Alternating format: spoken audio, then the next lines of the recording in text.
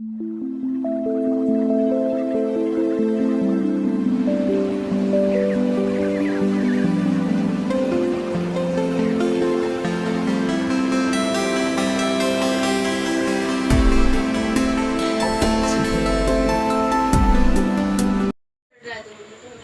নমস্কার, good morning, শুভ সকাল। কেমন আছো সবাই?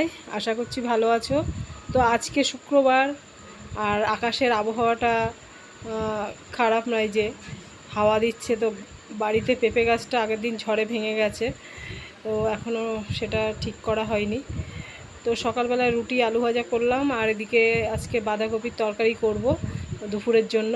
আর মাছ, আজকে আর মাছ নেই, তো ভাবলাম একটু মাছের ডিম আছে, সেটা করাই হচ্ছে না, কদিন ধরে আছে, ফ্রিজ থেকে বের করে রেখেছি। মাছের ডিম করব, বাঁধাকপি করব, আর একটু পাতলা করে আমের টক করব।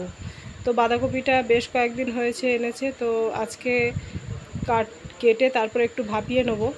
তো বাঁধাকপিটা আজকে অসময়ের বাঁধাকপি, সেই জন্য দামও বেশি। তো এই যে বাঁধাকপিটা আমি এখন একটু ভাপিয়ে নিচ্ছি, আর এরপরে একটু আলু কেটে দুটো ছোট ছোট আলু কেটে নিচ্ছি। কেটে নিয়ে তারপরে মশলা তেমন একটা করব না, নিরামিষ না, একটু পেঁয়াজও দেবো। তো বাঁধাকপিটা সেদ্ধ হয়ে গেছে, আমি একটু নামিয়ে ঢেলে নিলাম। আর এদিকে তেলে শুকনো লঙ্কা, তেজপাতা, জিরে ফোড়ন দিলাম, আর একটু পেঁয়াজ দিলাম। তো বাঁধাকপিতে একটু চিংড়ি মাছ দিলে বেশি ভালো লাগতো, কিন্তু চিংড়ি মাছ নেই, এমনিই করছি।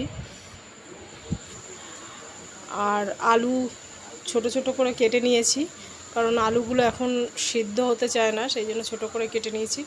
আলুগুলো একবারে ভেজে নিচ্ছি। আর এদিকে একটু আদা কুড়ে নিয়েছি, মশলা আজকে আর বাটলাম না। তো একটু হলুদ গুঁড়ো আর ধনে গুঁড়ো, জিরে গুঁড়ো দিলাম, আর কয়েকটা কাঁচা লঙ্কা চিড়ে দিলাম। কাঁচা লঙ্কাগুলো ভীষণ ঝাল, সেই জন্য লঙ্কাগুলো বেটে দিলাম না।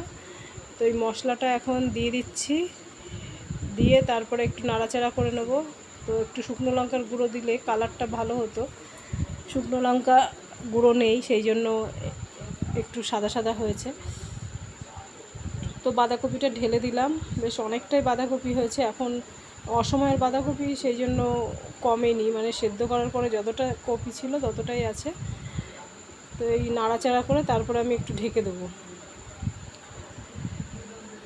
আলুগুলো তাহলে সিদ্ধ হয়ে যাবে। গ্যাসের জোরটাও কমিয়ে দিয়েছিলাম। তো এই যে ঢাকনায় কতটা জল ছিল। তো এখন একটু চিনি দিয়ে দিলাম, কপিতে আবার একটু মিষ্টি না হলে ভালো লাগে না খেতে। তো একটু চিনি দিয়ে দিলাম, দিয়ে আর সামান্য একটু গরম মশলা দিয়ে আর ঘি দেবো নামানোর আগে, দিয়ে আমি নামিয়ে নেব। অল্প একটু ঘি দিয়ে দিলাম, দিয়ে একটু নাড়াচাড়া করে এবার কপিটা নামিয়ে নেব। তো এই যে বাঁধাকপিটা হয়ে গেছে, বাঁধাকপির ঘন্ট। তো ভাতের সাথেও ভালো লাগে, রুটির সাথেও ভালো লাগে। আর এই যে মাছের ডিমটা দেখো বের করে রেখেছিলাম, তো কালো হয়ে গেছে, যেহেতু আয়রন, মাছের ডিমে প্রচুর পরিমাণে আয়রন থাকে আর হাই প্রোটিন। তো এখানে একটা বড় মাপের পেঁয়াজ কেটেছি, আর একটু কাঁচা লঙ্কা কুচিয়ে মাছের ডিমটার মধ্যে দিয়েছি, আর একটু হলুদ গুঁড়ো, লবণ, আর একটু ধনে গুঁড়ো, জিরে গুঁড়ো দিয়ে দিচ্ছি, গুঁড়ো মশলা দিয়ে ভালো করে এটা একটু মিশিয়ে নেব, নিয়ে তারপরে বড়াগুলো করে নেব।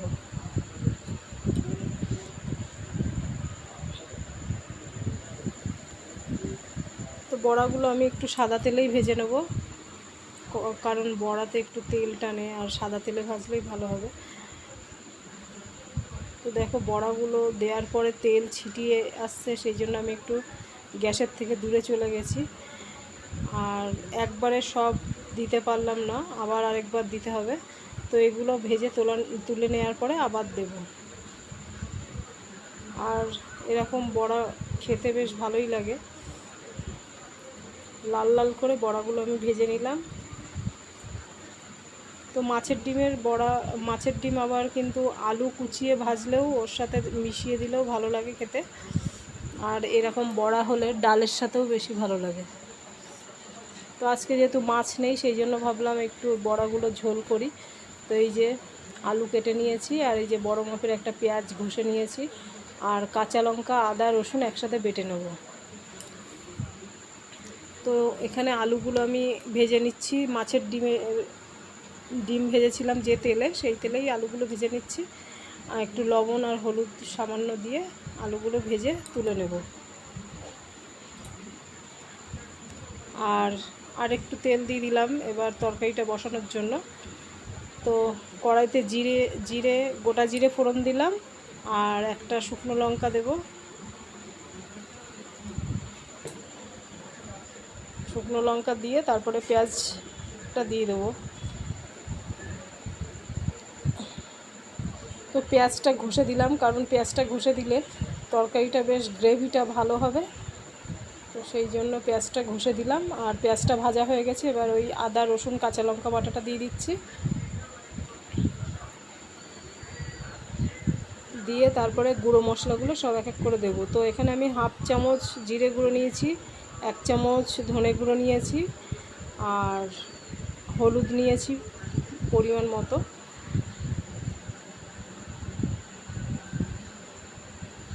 আর এদিকে কাশ্মীরি লঙ্কার গুঁড়ো ছিল না, তো আনিয়ে নিলাম দোকান থেকে। আর একটু দিচ্ছি চিকেন কারি মশলা, যেহেতু চিকেন কারি মশলাটা ছিল সেই জন্য ভাবলাম একটু দিই, তাহলে খেতে বেশ ভালো হবে।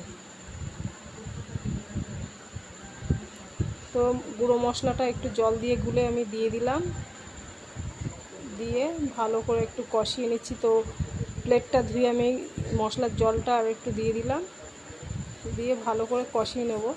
আর কালারের জন্য একটু সামান্য চিনি দিলাম, চিনিটা দিলে কালারটা ভালো আসবে। আর লবণ আর আলুটা আমি একসাথে দিয়ে তারপরে কষিয়ে নিচ্ছি।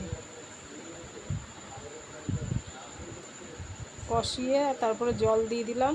তো জলটা একটু বেশিই দিলাম, কারণ বড়াগুলোতে ঝোলটা টানবে আর আলুটাও তো সিদ্ধ হবে। তো আলু সিদ্ধ হয়ে গেছে, এবার আমি বড়াগুলো দিয়ে দিচ্ছি। তো বড়া দিয়ে কিছুক্ষণ একটু ফুটাবো, যাতে বড়ার ভেতরে ঝোলটা ঢোকে।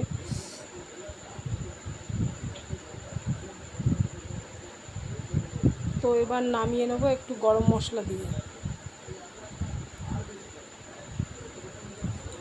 তো এরকমভাবে বড়ার তরকারি বেশ ভালোই লাগে, আমার মা তো করতো, ভালোই লাগে খেতে। আর একটু চাটনি আমের টক করে নিচ্ছি, তেলে একটু পাঁচফোড়ন দিয়ে একটা আম দিলাম, দিয়ে একটু লবণ হলুদ দিয়ে পুরো একদম সিম্পল আমের টক। লবণ হলুদ দিয়ে নেড়ে চেড়ে জলটা দিয়ে দিলাম। পাতলা আমের টক, মানে খাওয়ার শেষে বেশ ভালোই লাগে। আমের টকও হয়ে গেছে। আর এবার স্নান করে এসে সবাইকে খেতে দেব।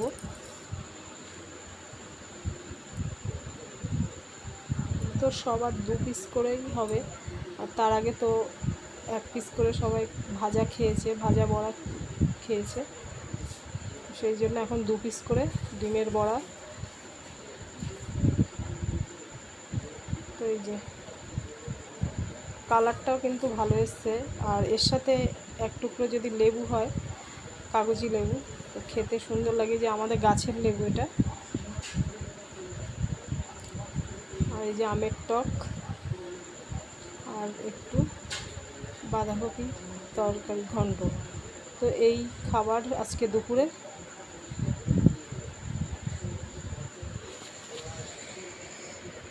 তো এরকম তরকারি হলে আর বেশি কিছুই লাগে না। তো সবাইকে খেতে দিয়ে দিয়েছি,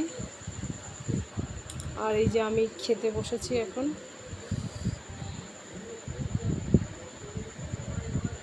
তো আজকে ভিডিওটা কেমন লাগলো অবশ্যই জানাবে, কমেন্ট করবে।